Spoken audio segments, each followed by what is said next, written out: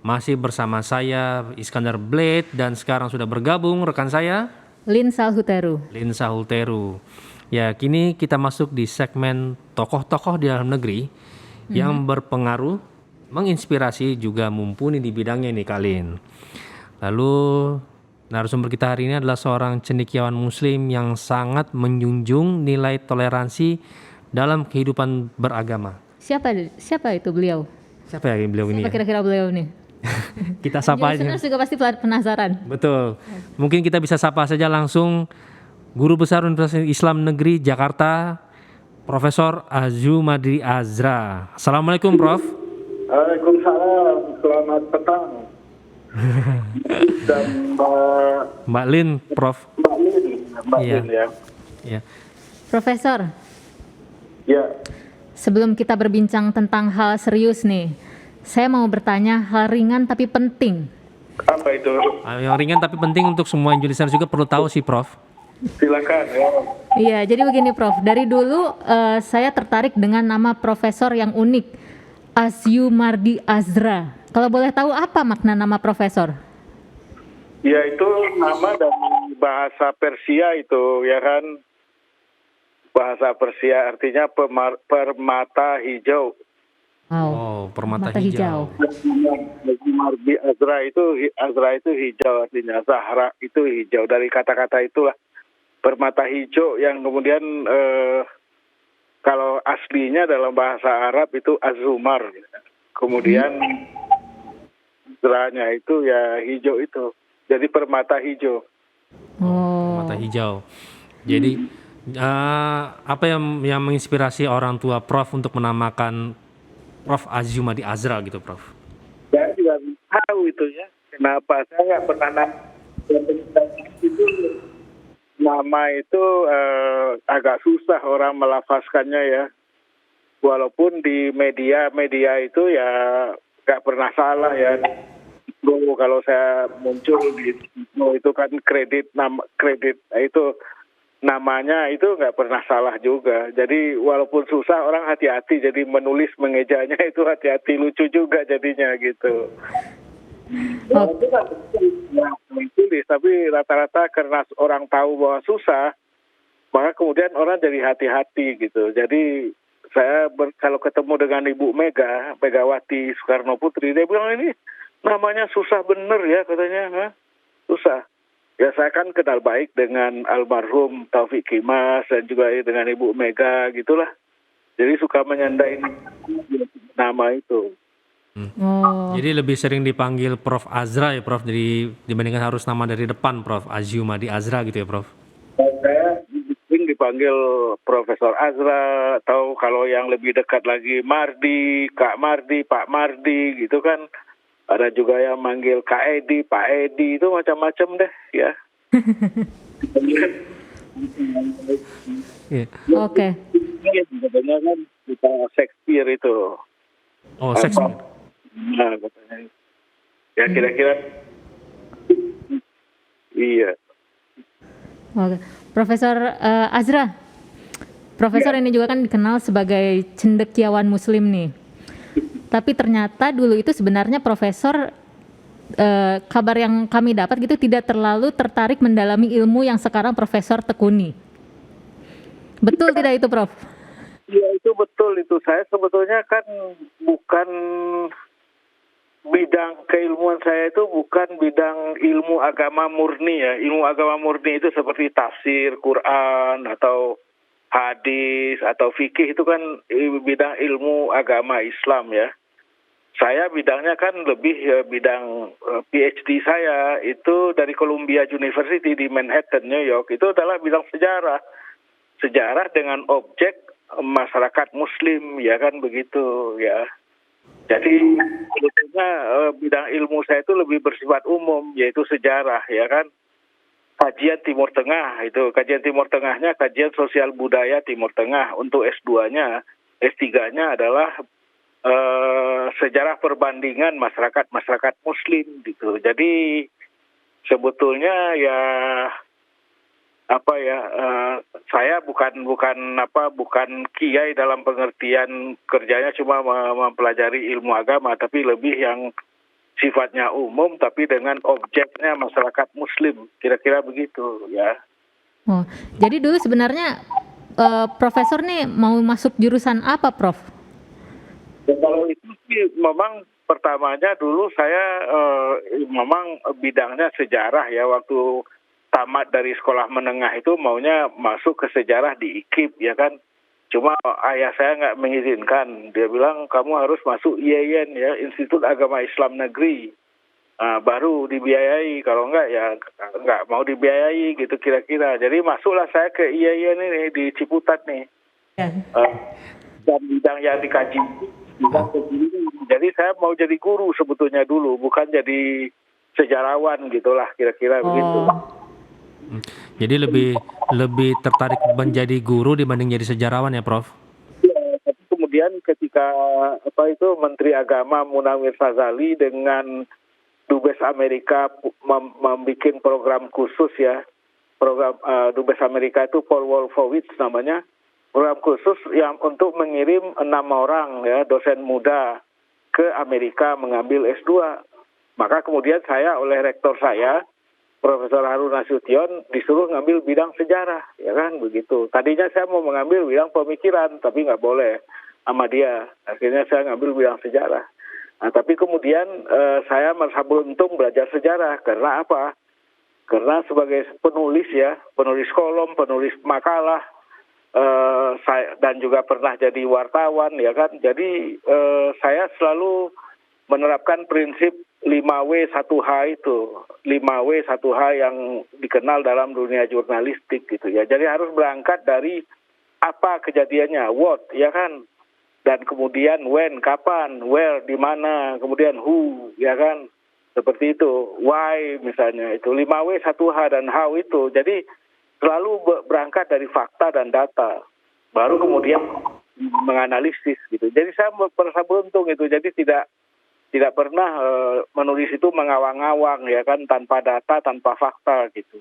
Nah itu beruntungnya belajar sejarah gitu. Nah, Prof, terkait tadi kan Prof pernah bilang menjadi wartawan ya, Prof ya. Wartawan peliputan apa, Prof? Lalu apa saja sih yang Prof liput pada saat itu, Prof?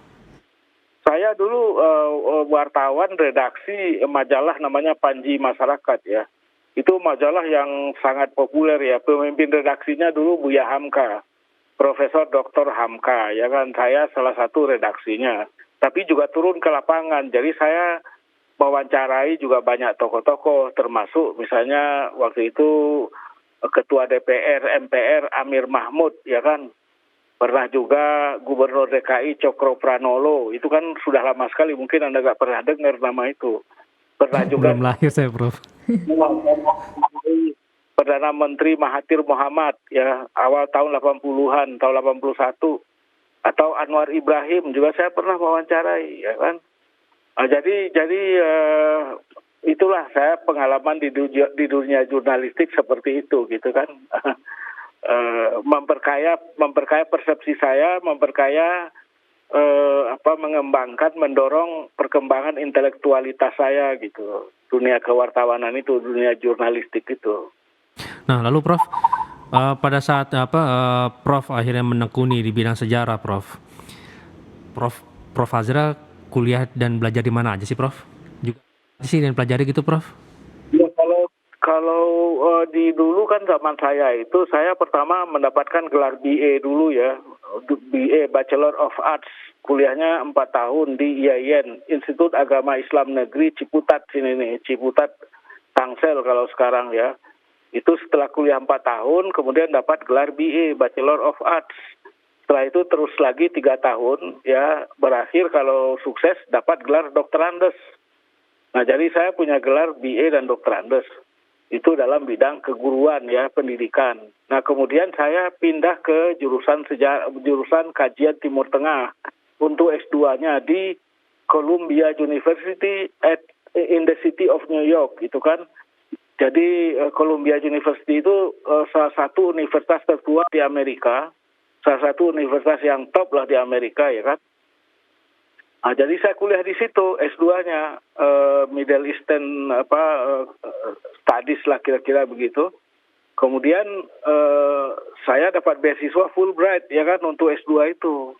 Kemudian untuk lanjut ke S3, kalau menurut ketentuan Fulbright saya harus pulang. Tidak boleh terus langsung ke PhD, ke doktoral. Tapi saya nggak mau pulang. Saya oleh karena itu mengusahakan beasiswa kemana-mana ya kan untuk S3-nya dalam jurusan sejarah. Maka kemudian saya dapat dari Columbia University itu, dari rektornya. Jadi ada Columbia President Fellowship namanya. Jadi beasiswa dari Universitas Columbia University President ya. Presiden itu rektornya. Selama 3 tahun. Nah itulah itu dari situ ya saya bisa menyelesaikan PhD itu tahun 92, akhir 92. 92 awal saya pulang, kemudian 94-95 saya mengajar di Oxford. Jadi visiting fellow ya di Oxford University di Inggris ya. Nah, jadi itu deh pengalaman saya. Kalau dalam bidang akademik terutama ya seperti itu deh. Nah, Prof, kenapa Prof tertarik dengan kajian Timur Tengah itu, Prof? Ya kan saya berpikir bahwa ini kan pertama ya latar belakangnya penduduk Indonesia itu penduduk terbanyaknya adalah Muslim ya kan, mayoritasnya Muslim ya. Dan Islam itu datangnya dari Timur Tengah, dari Arabia kan, dari Mekah dan Madinah. Dan belum ada orang yang meneliti, mengkaji bagaimana sih sebenarnya hubungan ya secara historis yang kuat hubungan antara Islam Indonesia ini, Kepulauan Nusantara ini dengan Islam di Arabia. Itu gimana hubungannya, ya kan? Bagaimana proses terjadinya transmisi ataupun transfer Islam dari Arabia ke Indonesia, ke Kepulauan Nusantara waktu itu, katakanlah abad 13, 14 ya, terutama itu. Itu kan orang nggak tahu persis ya. Pokoknya tiba-tiba udah ada Islam di sini dan memang kemudian orang bercerita mengenai membahas soal Islamisasi, ya kan? Terjadinya proses Islamisasi. Ya cuma itu aja, tapi bagaimana terjadinya proses transfer ilmu pengetahuan, ya kan, praktek pemahaman Islam dan lain sebagainya itu belum ada orang yang mengkaji. Makanya kemudian saya memfokuskan diri di situ, ya kan? Bagaimana proses transmisi ajaran Islam, paham Islam, praktek keislaman dari Arabia khususnya ke Kepulauan Nusantara pada abad 17 dan 18. Nah itu bidang pokok saya, bidang kajian pokok saya, disertasi saya mengenai itu. Oke. Profesor Azra, ini ada kabar juga nih. Konon pernah mendapatkan gelar Sir dari Kerajaan Inggris. Nah, itu dalam bidang apa, Prof, diberikan gelar tersebut? Oh, kalau itu sih karena saya dikasih gelar namanya CBE, singkatannya itu CBE. CBE itu kepanjangannya adalah Commander of the Most Excellent Order of the British Empire. Jadi komandan panglima dalam tatanan kerajaan Inggris gitu kira-kira yang diberikan oleh Ratu Elizabeth tahun 2010 ya. Saya dengan pemberian gelar CBE itu lebih tinggi daripada David Beckham. David Beckham itu saya kira tahu semua lah, pemain sepak bola terkenal itu, United ya kan? Lewis Hamilton ya, Prof? Dia itu dapat gelarnya itu OBE itu officer, jadi dia perwira. Nah kalau saya panglima, jadi lebih tinggi ya kan. Nah itu saya mendapatkan gelar itu karena oleh Ratu, timnya Ratu menganggap saya itu pantas diberikan gelar itu karena dianggap berjasa besar di dalam pengembangan dan penguatan saling pengertian antar budaya, antar agama gitulah kira-kira. Jadi di dalam bidang itu karena dianggap berjasa lah, memberikan kontribusi di dalam dialog dan penguatan pemahaman saling pengertian antar budaya, antar peradaban dan antar agama gitu. Kira-kira gitu bidangnya. Oh, itu Profesor Profesor ketika mendapatkan penghargaan itu, apakah Profesor sedang di Indonesia atau sedang di Inggris yang mengajar di Oxford itu? Oh enggak, kalau saya di Oxford kan 94, 95 kan. Nah kalau yang itu tadi 2010. 10. Nah, itu karena kebetulan saya menjadi ketua bersama ya dari sebuah lembaga yang dibentuk oleh Presiden SBY dan Perdana Menteri Tony Blair pada waktu itu. Nama lembaganya itu UK Indonesia Islamic Advisory Group ya. Jadi kelompok penasehat ya Islam tentang Islam untuk United Kingdom ya dan Indonesia, kira-kira begitu ya. Yang itu terdiri dari orang Inggris dan orang Indonesia. Lalu itu bagaimana pihak kerajaan Inggris menghubungi Profesor saat itu? Ya saya ditelepon sama Dubes pada waktu itu, Dubes Inggris yang ada di sini, dia bilang, saya mau tanya sama Anda nih, Anda mau dikasih penghargaan oleh Ratu Elizabeth, Anda mau menerima atau tidak?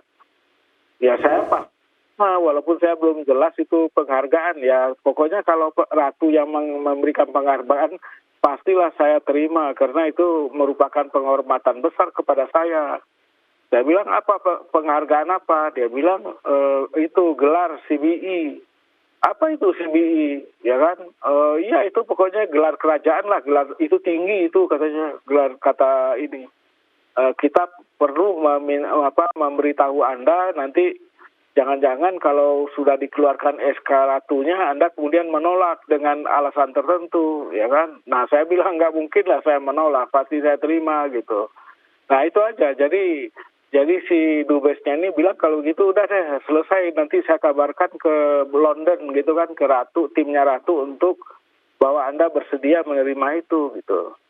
Nah, jadi itu ceritanya. Nah, setelah saya bicara dengan Dubes itu, saya kemudian cek di internet, apa itu CBE itu, ya kan? Oh ini rupanya itu gelar kerajaan, gelar kebangsawanan Inggris gitu ya, yang diberikan kepada orang-orang tertentu. Nah saya itu kebetulan satu-satunya orang dari negara non persemakmuran. Non persemakmuran itu yaitu negara yang tidak pernah dijajah Inggris. Yang persemakmuran itu yang pernah dijajah Inggris seperti Malaysia. Malaysia, Singapura, Brunei, ya kan. Nah, saya satu-satunya dari non persemakmuran dan bahkan juga mungkin nggak ada di orang Malaysia atau Inggris yang mendapatkan gelar CBE itu belum ada gitu. Jadi tidak banyak juga dari negara-negara persemakmuran yang dapat ya. Yang dapat itu beberapa orang. Satunya di Indonesia dan satu-satunya di Asia Tenggara ya Prof yang mendapatkan gelar Sir ya Prof. Iya. Itu perasaannya gimana Prof begitu menerima Prof? Deg-degan karena Prof harus datang hadir ke sana ya Prof, ke kerajaan Inggris ya Prof. Iya. Dalam biasa. Ya kan saya merasa ya bersyukur diberi penghargaan ya kan. Karena saya kalau sampai sekarang sih ya sering juga dapat penghargaan. Saya udah pernah tahun 2005 dapat penghargaan dari pemerintah Republik Indonesia yaitu Bintang Mahaputra Utama ya kan. Bintang Mahaputra Utama itu ya ada keistimewaannya kalau meninggal itu dimakamkan di Taman Pahlawan Kalibata gitu kan. Itu dia. Jadi paling nggak digusur-gusur lah kalau kita dimakamkan di kan bisa digusur-gusur, bisa hilang itu 5-10 tahun hilang. Tapi kalau di Kalibata kan enggak, ya kan itu aja. Kemudian tahun berapa ya? 2017 saya dapat penghargaan tertinggi dari Kaisar Jepang dan Perdana Menteri Jepang itu Shinzo Abe. Kaisarnya itu Akihito ya. Jadi mungkin di antara orang Indonesia saya yang mungkin satu-satunya yang menerima penghargaan seperti itu ya, dari Inggris, kemudian dari Jepang, dari Indonesia juga gitu. Dari Indonesia itu kan tidak ada yang lebih tinggi lagi dari Bintang Mahaputra, itu yang paling tinggi lah ya. Nah jadi Ya. Prof, Ini ada satu pertanyaan sebelum kita menuju headline news Metro TV ya, Prof. Iya. Profesor kan kemudian mengajar alma mater ya, Prof. Setelah melalang buana mengajar alma mater dan menjadi rektor UIN Syarif Hidayatullah Jakarta tahun 1998 sampai tahun 2006. Satu hal yang ditorkan Profesor di UIN itu adalah mengubahnya dari IAIN menjadi universitas, Prof. Apa Iya. tujuannya mengubah itu dan apa pengaruhnya, Prof? Iya, yang pertama alasannya untuk membawa lembaga pendidikan Islam ini, pendidikan tinggi Islam itu ke tengah. Jadi yang disebut dengan pengarus utamaan ya. Jadi itu yang paling penting. Jadi jangan terpencil dia hanya mempelajari agama saja. Jadi mainstreaming ya, pengarus utamaan pendidikan Islam ke dalam sistem pendidikan tinggi nasional itu. Yang kedua, membuka cakrawala anak-anak muda Islam ini supaya terbuka, ya kan? Jadi jangan cuma mempelajari agama, tapi juga mempelajari ilmu yang penting, ya kan? Makanya di UIN itu udah ada misalnya fakultas kedokteran, fakultas ilmu kesehatan, fakultas ekonomi, fakultas FISIP, dan macam-macam. Jadi supaya terbuka cakrawala pemikirannya, jangan cuma berpikir normatif gitu ya, mengenai fikih, mengenai tafsir yang tadi saya sebut itu, tapi juga bidang-bidang lain ya. Anak-anak muda muslim itu harus jadi orang pinter ya kan, pinter, terbuka ya kan pikirannya, belajar ekonomi umum, karena di UIN itu ada namanya FEB sama dengan di UI, Fakultas Ekonomi dan Bisnis ya kan. Jadi tidak hanya kemudian berkembang juga belakangan setelah itu ekonomi Islam, ekonomi syariah itu belakangan, tapi awalnya itu adalah sampai sekarang FEB, Fakultas Ekonomi dan Bisnis. Nah kita fakultas kedokterannya itu ya punya juga farmasi, punya keperawatan, punya keperawatan kesehatan masyarakat itu ya. Nah, jadi lengkap lah gitu ya, supaya anak-anak muslim ini jangan merasa jadi orang pinggiran lah, harus ke tengah ya kan. Ada yang jadi dokter, ada yang jadi saintis ya kan, iptek dalam bidang saintek, sains dan teknologi, itu semua itu. Jadi kita bawa ke tengah lah, supaya jangan terpencil hanya tahunya cuma agama doang gitu, kira-kira begitu. Itu sebetulnya tujuannya gitu ya. Karena apa? Karena Indonesia ini terlalu besar hanya untuk tidak dilayani, tidak dibantu, tidak diabdikan, di mana tidak ada anak-anak muda muslim itu yang mengabdi dalam berbagai bidang ilmu. Nah, kira-kira itu aja maksudnya ya. Ya, jadi tadi kan diceritakan bahwa akhirnya Profesor menjadikan UIN Syarif Hidayatullah sebagai kampus umum. Iya. Ya, nah apa tantangan Profesor dalam mengubah dari kampus agama ke kampus umum, Prof?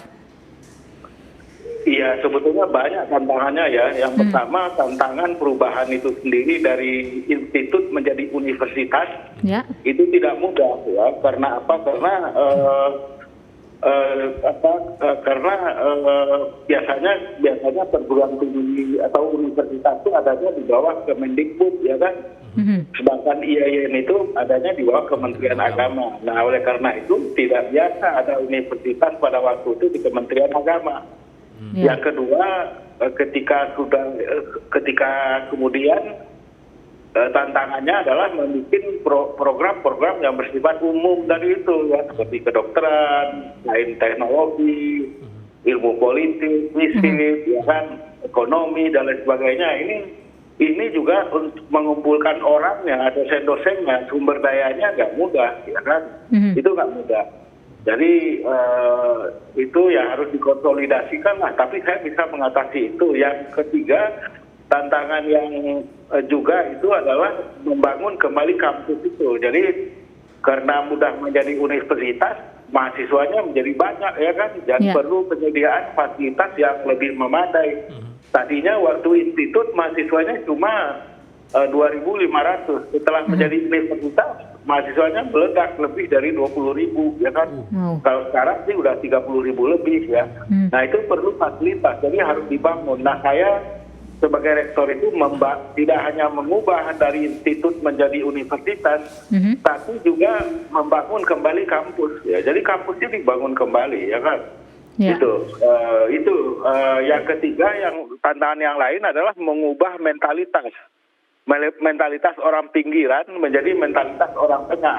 Orang tengah tadinya di pinggir marginal menjadi orang menjadi di tengah lah. Jadi itu juga tidak mudah karena saya menyebutnya mengubah mental institut menjadi mental universitas. Itu tidak mudah juga. Para dosen, para mahasiswa yang biasa berpikirnya itu berpikir marginal. Ini yang memerlukan semacam perubahan sikap mental, perubahan juga sosial budayanya dan lain sebagainya. Jadi itu beberapa tantangan yang menurut saya kemudian bisa kita atasi, nggak bisa ya, walaupun nggak sempurna. Ketika saya selesai menjadi rektor, tapi kemudian tantangan-tantangan itu bisa lah secara umum bisa diatasi, bisa diselesaikan gitu. Nah, Prof, berbicara terkait tentang ilmu Islam, Prof, lekat juga dengan kata dakwah. Apa sih makna dakwah menurut Prof Azra, Prof? Ya kalau dakwah itu ya menyeru artinya ya, da'a yad'u itu bahasa Arabnya ya, kata kerjanya. Kemudian naunnya itu kata bendanya itu adalah dakwah.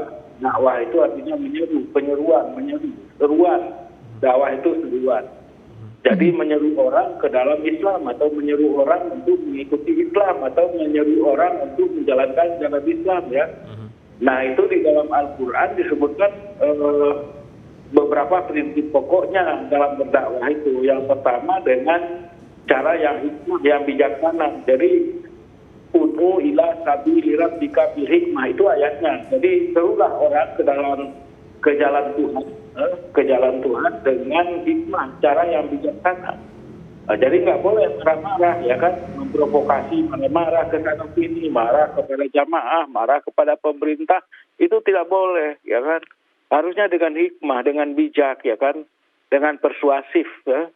Yang kedua, dakwah itu dengan mau'izatil hasanah. Mau'izah itu dengan pemberian contoh teladan yang baik, perbuatan yang baik ya kan. Jadi jangan misalnya kita bilang A tapi yang kita kerjakan B misalnya, itu nggak boleh. Kemudian yang terakhir adalah dengan tukar pikiran, berdiskusi.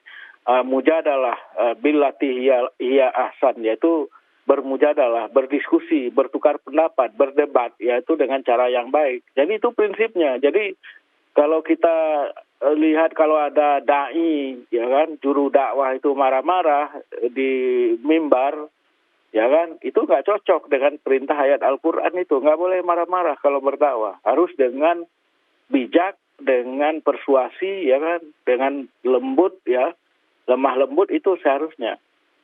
Itu dia dakwah. Halo? Ya, halo. Prof. Lalu terkait ini, Prof, kan tadi kan Prof sudah sampaikan bahwa berdakwah itu tidak perlu marah-marah gitu, Prof. Tapi ternyata masih banyak juga pendakwah yang menggunakan marah-marah itu, Prof. Jadi kayak seperti ingin ingin menakuti umatnya atau nggak ingin merangkul. Gimana menurut Prof Azra? Iya, itu salah satu tantangan yang dihadapi oleh umat Islam di Indonesia itu, yaitu bagaimana menumbuhkan ya, bagaimana membiasakan, bagaimana mengembangkan dakwah yang sesuai dengan ajaran Al-Quran itu, ya kan, dakwah dengan cara yang bijak, persuasif, dengan contoh yang baik, dengan diskusi, bertukar pikiran yang baik, harusnya itu, ya kan. Padahal saya sering mengkritik juga orang yang berdakwah dengan marah-marah, menakut-nakuti jamaahnya, menakuti umat, ya, sedikit-sedikit misalnya mengatakan misalnya Allah itu marah, Allah itu menghukum, mengazab dan lain sebagainya. Itu menurut saya sih bukan cara yang baik ya. Tuhan itu, Allah itu sering digambarkan sebagai satu zat yang maha menghukum, ya kan. Jadi misalnya kalau ada ledakan, kita lihat beredar juga di mana itu di WA misalnya, di media sosial, Gunung Semeru meletus. Nah, kemudian ada itu orang yang menyampaikan dakwahnya ini gara-gara orang Indonesia kerjanya cuma berbuat maksiat, ya kan? Pemerintahnya berbuat maksiat, umatnya berbuat maksiat, semua berbuat maksiat. Nah, itulah kemudian dihukum oleh Allah dengan bencana macam-macam itu, bencana gunung meletus, gempa bumi, banjir di mana-mana gitu. Nah ini menurut saya itu bukan cara yang bijak dalam berdakwah ya kan. Memang ada orang yang berbuat maksiat, tapi lebih banyak lagi yang baik-baik aja. Orang Indonesia itu baik-baik aja. Ada sih yang nggak baik, itu pasti ada dimanapun ya. Di dalam masyarakat manapun selalu ada orang yang tidak baik. Ada, di Indonesia juga begitu.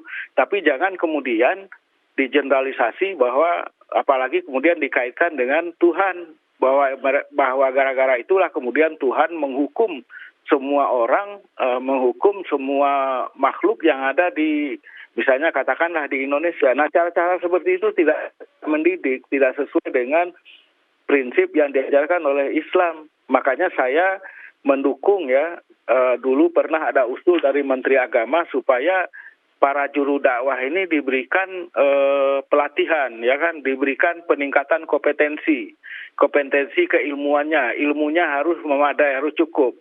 Kemudian kompetensi di dalam cara menyampaikan, ya, dalam penyampaiannya, metode penyampaiannya. Jangan penyampaian itu marah-marah, misalnya, ya kan. Karena kalau marah-marah itu tidak efektif, ya kan. Orang misalnya pergi Jumatan, tapi di masjid akhirnya dimarah-marahin oleh khatibnya itu, ya kan. Dia khatibnya sendiri yang merasa paling benar, cuma dia sendiri yang paling benar, orang lain semua salah semua gitu kan. Itu sering kita dengar seperti itu ya. Saya punya putra beberapa orang itu pergi Jumatan, sering dia keluar aja dari masjid itu karena khatibnya itu ya marah-marah begitu, menyalahkan semua orang. Ya kuping, ada orang yang tahan kupingnya mendengarkan, ada yang kemudian dia tidur, ya kan, pura-pura nggak dengar, ada juga yang pergi keluar, seperti putra saya itu keluar dia, cari dia ke tempat masjid yang lain gitu, yang dekat. Kita kan banyak masjid, jadi bisa lah pindah sebentar 5 menit juga udah sampai ke masjid yang lain. Jadi ini saya kira merugikan, menimbulkan citra yang kurang baik lah, ya kan. Islam itu ditampilkan, dicitrakan oleh juru-juru dakwah yang marah-marah itu sebagai agama yang pemarah, kerjanya cuma marah. Bahkan Tuhan pun dicitrakan, dibayangkan, dipersepsikan sebagai pemarah, ya kan. Padahal di dalam Islam kan apa saja yang kita lakukan itu kita mulai dengan Bismillahirrahmanirrahim, dengan nama Allah yang Maha Pengasih, Penyayang, ya kan, Rahman dan Rahim. Rahman itu pengasih, Rahim itu penyayang.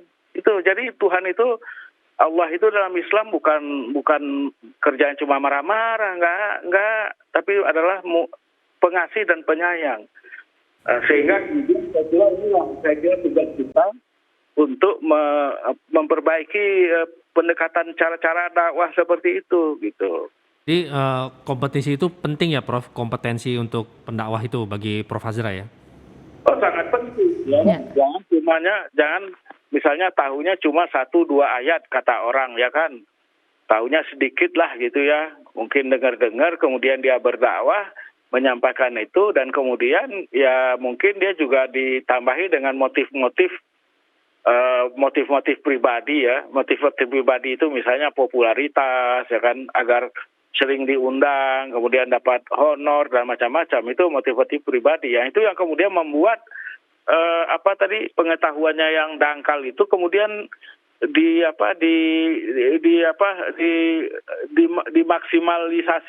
dimaksimalkan dengan cara-cara tertentu, misalnya dengan marah-marah, dengan melucu yang berlebihan misalnya. Melucu yang berlebihan itu juga enggak, saya kira tidak pada tempatnya juga di dalam dakwah. Boleh ada selingan-selingan yang lucu, boleh, supaya orang jangan ngantuk, tapi jangan terus-terusan gitu ya. Apalagi misalnya lucu-lucuannya itu kemudian menyinggung orang, ya kan, mungkin melecehkan atau merendahkan orang, mengeledek orang tertentu atau kelompok masyarakat tertentu, itu juga nggak dibenarkan gitu. Kira-kira begitu. Oke, baik. Profesor, saat ini kan dunia kan sudah beralih ke digital ya. Nah, di era serba digital ini bentuk dakwah seperti apa yang dibutuhkan umat nih, Prof? Ya, saya kira dakwah yang dibutuhkan itu semakin rumit, semakin kompleks ya. Dakwah melalui mimbar, dakwah yang konvensional ya, yang lama itu melalui mimbar, ya kan, di masjid atau di mana saja lah majelis taklim itu masih diperlukan ya. Dakwah bil hal, dakwah bil lisan itu namanya, dakwah dengan pembicaraan, dengan memberikan ceramah, itu dakwah bil lisan namanya. Kemudian ada namanya dakwah bil hal, itu juga konvensional. Dakwah bil hal itu apa? Yaitu dakwah dengan aksi, bil action, dakwah bil action, misalnya membangun sekolah, membangun lembaga pendidikan, panti asuhan, rumah sakit, menyantuni orang miskin, menyantuni orang kena bencana alam, misalnya itu termasuk dakwah bil hal semua. Nah, tapi selain itu sekarang diperlukan juga dakwah bil digital kalau sederhananya, dengan melalui digital itu. Karena apa? Karena sekarang ini di dunia digital itu, di dunia internet digital itu, media sosial itu banyak sekali beredar hal-hal yang tidak sesuai lah dengan untuk tidak sesuai lah untuk kemaslahatan agama, kemaslahatan bangsa, itu tidak sesuai. Banyak beredar misalnya hal-hal yang bisa menyesatkan, itu banyak menyesatkan dari sudut misalnya hubungan sosial, hubungan lelaki dengan perempuan, hubungan ya sesama makhluk, dan juga banyak juga beredar yang misalnya bisa membuat orang itu menjadi radikal, menjadi teroris, itu ada, semua ada itu ya. Nah, oleh karena itulah diperlukan dakwah dalam rangka menjelaskan ya, mengcounter ya semua informasi yang tidak benar atau informasi yang bisa menjerumuskan orang ke dalam kemaksiatan ya, kemaksiatan baik kemaksiatan sosial, kemaksiatan kemudian dalam kenegaraan ya, termasuk kemaksiatan itu adalah melakukan aksi-aksi kekerasan, misalnya membawa bom bunuh diri, itu termasuk ke dalam maksiat yang luar biasa. Nah, oleh karena itulah sekarang para ulama, ormas-ormas Islam, saya kira harus memberikan perhatian khusus kepada dakwah bil digital itu, dakwah dengan dunia digital itu harus diberikan perhatian ya kan. Jangan sampai kalah misalnya sama orang-orang atau kelompok tertentu yang memang menggunakan dunia digital itu untuk tujuan-tujuan yang tidak baik. Tujuan tidak baik itu misalnya ya misalnya macam-macam lah, termasuk tadi yang saya sebut tujuan melakukan maksiat kekerasan, melakukan maksiat seks, misalnya trafficking, menjual anak-anak atau menjual perempuan, misalnya itu kan juga kita lihat terjadi ya. Nah, oleh karena itulah perlu serius menangani ini, karena saya berulang kali juga menyampaikan kepada ormas-ormas Islam bahwa dunia digital ini, dunia internet ini harus diseriusi. Karena apa? Karena banyak sekali yang orang yang terjerumus ya kan. Sekarang ini kan aneh-aneh, banyak sekali gejala yang aneh-aneh di tanah air kita ini. Saya kira itu dampak dan pengaruh antara lain dari dunia digital yang negatif, aspek negatifnya. Ya, saya melihat dunia digital itu ibarat pisau bermata dua. Ada yang negatifnya tapi lebih banyak juga positifnya. Banyak positifnya, tapi yang negatifnya ini yang harus dihadapi, harus ditangani, harus ada yang mengklarifikasi ya kan, menjelaskan tentang hal-hal yang baik dalam rangka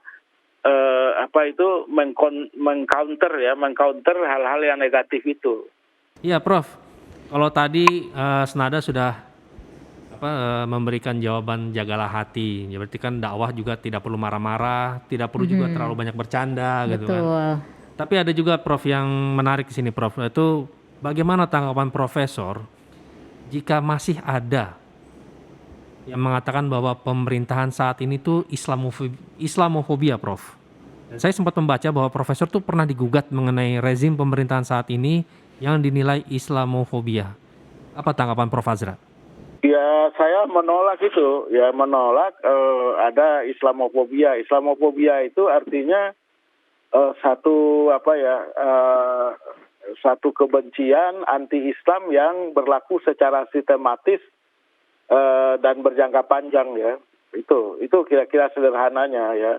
Itu Islamofobia itu ya, sikap anti-Islam, sikap ingin menghancurkan Islam, menghancurkan orang Islam gitu kan, muslimin itu dia Islamofobia ya. Nah di Indonesia saya kira nggak ada itu ya. Ya memang ada sih kebijakan-kebijakan pemerintah yang mungkin bagi sebagian orang Islam tidak menyenangkan ya kan. Tapi jangan digeneralisasi itu sebagai sikap sebagai Islamofobia ya. Karena bagaimanapun juga pemerintahan itu sebetulnya juga orang Islam juga ya kan. Pak Jokowi Muslim, kemudian malah wapresnya Kiai ya kan. Gimana mau bilang itu Islamofobia? Menteri-menterinya juga banyak orang Islam ya kan. Banyak memberikan juga program-program yang dilakukan oleh pemerintah itu ya juga banyak menguntungkan orang Islam. Selain yang non-Muslim juga yang mendapatkan manfaat, orang Islam juga dapat manfaat ya kan. Jadi orang Islam tidak didiskriminasikan, misalnya yang dapat manfaat dari kebijakan pemerintah itu misalnya hanya orang non-Muslim, orang Muslim nggak dapat, misalnya kan nggak ada, itu nggak ada. Kebijakan-kebijakan pemerintah itu hampir selalu, selalu itu saya kira banyak manfaatnya pada umat Islam dan umat yang lain. Jadi oleh karena itu umat Islam tidak pernah dikucilkan di dalam manfaat yang didatangkan oleh pemerintah. Jadi oleh karena itu menuduh pemerintah sebagai Islamofobia saya kira itu mengada-ada ya kan, satu tuduhan yang tidak pada tempatnya. Bahwa ada mungkin kebijakan pemerintah yang nggak pas, ya oke, kita kritik sama-sama. Saya juga sering mengkritik ya kebijakan-kebijakan pemerintah yang tidak pas, itu sering saya mengkritik juga ya kan. Tapi kita mengkritiknya itu terukur, jangan kemudian berlebih-lebihan ya kan, mengeneralisasi yang tidak sesuai dengan kenyataan, mengada-ada. Misalnya sering ada yang mengatakan wah pemerintah ini anti-Islam, Islamofobia dengan melakukan kriminalisasi ulama misalnya. Misalnya ya kriminalisasi ulama, siapa yang dikriminalisasikan? Ya mungkin ada kasus 1, 2 atau 3 di mana ulama tertentu itu kemudian menghadapi masalah ya kan. Katakanlah seperti misalnya yang sekarang masih disuarakan itu misalnya Rizik Syihab ya kan.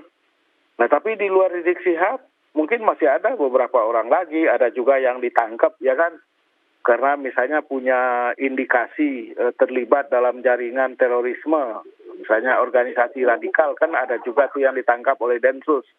Tapi kan orang-orang yang mengalami seperti itu karena memang punya masalah, bukan karena misalnya ada Islamofobia dari pemerintah gitu. Jadi saya kira inilah yang harus didudukkan ya, didudukkan. Jadi kita berpikirnya yang proporsional saja, mana yang memang baik, positif dari pemerintah ini, ayo kita apresiasi ya kan.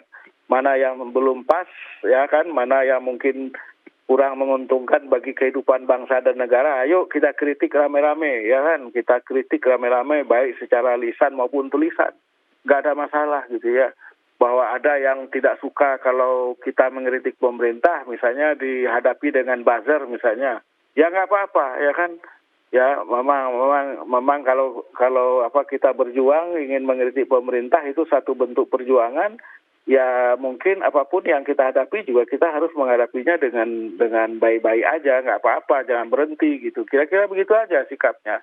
Kita ini bukan hidup di Amerika, bukan hidup di Eropa. Kalau di Amerika dan di Eropa, di mana masyarakatnya itu Muslim minoritas di situ, ya mungkin saja ada Islamofobia di situ ya kan, karena latar belakang sejarah, karena sosial budayanya, ekonominya mungkin ada. Saya kira lebih mungkin, atau memang ada di Eropa dan di Amerika. Tapi kalau di Indonesia, negara yang mayoritas penduduknya Muslim, pemimpinnya semua Muslim sebagian besar, kalau disebut Islamofobia saya kira berlebih-lebihan. Saya menolak itu gitu. Walaupun saya kritis juga sama hal-hal yang kurang pada tempatnya yang dilakukan oleh pemerintah gitu. Tapi jika dilihat pemerintahan saat ini juga begitu memperhatikan pesantren nih Prof nih. Nah apa yang Profesor perhatikan dalam hal upaya memajukan pesantren? Ya itu satu contoh saja yang untuk mengatakan bahwa pemerintah itu tidak Islamofobia ya kan. Kemudian membuat undang-undang pesantren ya kan. Bahkan kemudian ada juga beasiswa khusus untuk santri misalnya, ada beasiswa dari pemerintah ya kan. Ini ya kan. Nah memang soal substansi undang-undang pesantren itu ya mungkin bisa dikritik, ada kekurangannya. Saya juga punya beberapa catatan mengenai undang-undang pesantren itu. Tapi poin yang penting adalah bahwa pemerintah memberikan perhatian, ya kan. Walaupun juga banyak kalangan pesantren, kalangan kiai yang menolak juga undang-undang pesantren itu. Katanya pemerintah terlalu jauh, misalnya mengatur pendanaan, mengatur misalnya kurikulum, mengatur ini itu dan lain sebagainya. Padahal pesantren itu sebagian besar, mungkin bukan sebagian besar, mungkin 99,9% itu adalah milik umat Islam. Jadi pemerintah jangan terlalu jauh mengaturnya gitu, kira-kira begitu, mengatur misalnya pendanaannya, mengatur para syekhnya, para kiainya, itu terlalu jauh gitu. Nah, itu yang diprotes oleh sebagian ulama, misalnya kiai-kiai dari Madura itu menolak itu undang-undang pesantren itu, ya kan. Jadi menurut saya niat baik dari pemerintah itu kita hargai dengan membuat undang-undang pesantren. Tapi undang-undang pesantrennya itu masih belum, mungkin terlalu jauh, dan oleh karena itu ya perlu direvisi lah, diperbaiki supaya jangan supaya semua orang, semua kiai itu merasa terwakili, merasa bahwa pemerintah bergerak atau tidak terlalu jauh campur tangan gitu di dalam hal ini, karena ini adalah lembaga masyarakat, lembaga komunitas, jadi jangan pemerintah terlalu jauh, kira-kira begitu. Prof juga kan termasuk tokoh yang mendukung pendidikan santri ya Prof melalui beasiswa. Bisa diceritakan Prof? Ya, saya termasuk salah seorang yang ikut di LPDP ya, sebagai komite reviewer yang memutuskan apakah seseorang itu lulus atau tidak, calon-calon itu lulus atau tidak, memberikan pertimbangan ya. Nah, di antara beasiswa yang bersifat umum dan terbuka itu juga ada beasiswa khusus untuk santri. Itu ada beasiswa santri itu. Saya juga pertama kali heran kok ada beasiswa santri gitu. Nah, terus pimpinan LPDP bilang, wah ini dari Presiden Jokowi sendiri yang minta ini dibikin, ya kan. Nah, jadi itu lagi-lagi ini membantah Islamofobia itu. Yang kedua, bahkan yang terakhir sekarang ada lagi beasiswa khusus untuk perkaderan calon ulama yang diselenggarakan antara LPDP dengan Masjid Istiqlal, ya kan. Itu untuk kaderisasi ulama, ya, program kaderisasi ulama pada strata untuk S2, kira-kira begitu, setara dengan S2. Itu juga ada itu, ya. Nah, jadi oleh karena itu saya kira kita harus berpikir dengan adil lah, dengan adil dan tidak melihat segala sesuatunya itu secara proporsional, ya kan. Kita menghargai pemerintah, apa yang sudah dilakukan oleh pemerintah, tapi pada saat yang sama ya kita menyampaikan pesan-pesan juga kepada pemerintah supaya hal-hal yang kurang pada tempatnya, misalnya karena berbagai pertimbangan, supaya diperbaikilah gitu ya. Misalnya mungkin terkait dengan sistem politik kita, dengan pilkada, pemilu, dan macam-macam, banyaklah yang bisa kita kritik, ya kan. Tapi ya sekali lagi kita harus proporsional dan harus terukur di dalam mengkritik itu. Jangan berlebih-lebihan yang mengada-ada gitulah kira-kira ya. Nah Prof, kalau tentang toleransi beragama nih Prof, bagaimana Profesor melihat kehidupan toleransi beragama di Indonesia nih Prof? Ya sebetulnya ya di Indonesia itu sejak dari dulu toleransi itu sudah menjadi bagian dari kehidupan, ya kan, sejak dari dulu. Makanya di Indonesia itu tidak pernah ada perang agama, perang antar agama nggak ada, ya kan. Antara katakanlah agama Islam dengan agama lain, perang rame misalnya, lama, luas misalnya, nggak pernah ada, kecuali ya kecil-kecilan lah, misalnya di lokalitas tertentu, misalnya pernah kerusuhan komunal misalnya di Ambon tahun 99 sampai 2001, tapi itu kan terjadinya cuma di Ambon dan kemudian berlangsung selama 2 tahun, tapi tidak misalnya dalam skala besar orang Melayu perang dengan orang Batak, dengan orang Aceh atau yang beda agama, misalnya suku sama suku, perang suku juga nggak ada di Indonesia itu. Ada sedikit-sedikit kecil-kecil lah gitu. Jadi sebetulnya tingkat toleransi Indonesia itu relatif bagus lah kalau kita bandingkan dengan Eropa. Coba bandingkan ya, Indonesia itu dari Merauke sampai ke Sabang itu sama dari Teheran sampai ke London itu. Bayangkan itu, bentangannya sama. Nah coba Indonesia yang dari Merauke sampai ke Sabang dengan suku bangsanya yang beragam-ragam, bahasanya macam-macam, kemudian juga agamanya macam-macam, tapi bersatu itu, ya kan? Kalau di Eropa coba Anda lihat itu, negaranya banyak sekali itu di benua Eropa itu, 62 Eropa, negara kecil-kecil. Ya kan, kalau berbeda sedikit bikin lagi negara, kalau beda sedikit bikin negara. Maka kemudian ketika saya digugat di Parlemen Eropa mengatakan bahwa kok di Indonesia sekarang toleransinya berkurang. Saya bilang Anda jangan mengajari saya lah, mengajari Indonesia soal toleransi, ya kan? Saya ceritakan itu, Indonesia itu sekian ratus suku, sekian banyak bahasa, sekian banyak agama, tidak ada berantem. Kalaupun ada kecil-kecilan, iya ada. Tapi nggak seperti Anda. Anda ini beda sedikit, bikin lagi negara baru, ya kan? Sedikit negara baru. Makanya banyak sekali negara yang mungkin kita semua nggak pernah dengar, ya kan? Ya kan? Misalnya ada namanya Republik San Marino, ya kan? Pernah dengar nggak itu? Ya kan, atau misalnya Monaco, ya kan, atau Luxembourg, itu banyak negara-negara kecil yang Anda nggak pernah dengar. Ya kenapa muncul itu? Karena nggak bisa menyelesaikan masalah secara damai, nggak rukun, ya kan. Pokoknya kalau berselisih sedikit, udah kita cerai, ya kan, kita berpisah. Ya, saya bilang sama mereka, Anda ini kayak partai politik di Indonesia aja, dikit-dikit beda, kemudian Anda bikin lagi, keluar bikin partai baru lagi, partai baru Anda nggak laku, gitu kan. Nah, jadi cobalah Anda lebih toleran satu sama lain gitu kan, saling rukun, saling toleransi. Nah, jadi di Indonesia itu sebetulnya toleransi itu udah kuat. Walaupun ada saja, ya kan, ada orang yang nggak toleran, ada. Misalnya, terutama yang saya lihat, intoleransi itu terutama di kalangan umat Islam. Itu misalnya ada orang yang beda, ya kan, Syiah misalnya. Itu kemudian jadi sasaran, orang Ahmadiyah jadi sasaran. Padahal jelas mereka itu Muslim, ya kan. Ketika misalnya terjadi pelanggaran seks di Garut atau di Bandung kemarin itu, ya kan, yang ada gurunya itu yang melecehkan santriwatinya.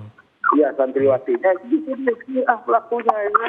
Dengan mudah sekali menuduh orang lain gitu. Nah, yang begini-begini ini yang menunjukkan sikap berkurangnya tingkat toleransi, ya kan. Nah, jadi saya menganjurkan bahwa toleransi intra-agama dalam aliran-aliran agama yang ada di dalam satu agama itu harus diperkuat, harus ditumbuhkan, ya kan.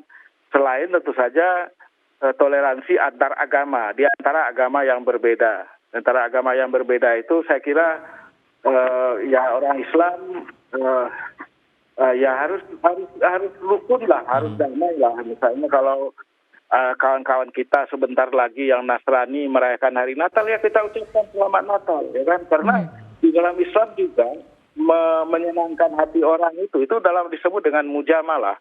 Mujamalah itu bagus, kita dapat pahala itu. Jadi kalau kawan-kawan kita Katolik atau Kristen, Protestan itu kita ucapkan selamat Natal, mereka senang dan bahagia. Kita yang mengucapkannya juga dapat pahala itu, ya kan. Jangan disederhanakan, kan ada orang Islam yang bilang, ya kan, kalau mengucapkan selamat Natal berarti Anda kemudian tidak lagi Muslim, menjadi orang Kristen, menjadi orang Katolik. Itu logika yang salah, yang keliru, ya. Jadi inilah yang harus kita sampaikan, pesan-pesan kerukunan itu secara terus-menerus, ya kan, tanpa harus kemudian membuat hal-hal yang mungkin bisa kontraproduktif, menimbulkan hal-hal yang tidak menimbulkan ketidaknyamanan hubungan antar agama gitu. Jadi ini harus diperkuat terus-menerus, jangan dianggap sudah selesai begitu, kira-kira begitu. Oke ya.